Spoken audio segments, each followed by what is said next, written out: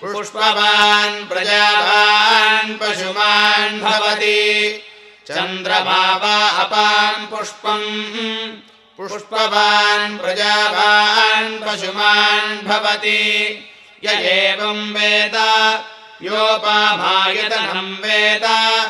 आयतनवान् भवति वरलक्ष्मी नमः मन्त्रपुष्पं समर्पयामि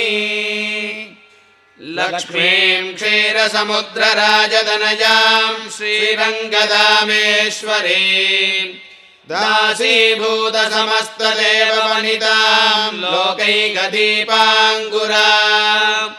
श्रीमन्मन्दकटाक्षलब्धविभवद्ब्रह्मेन्द्रगङ्गाधरां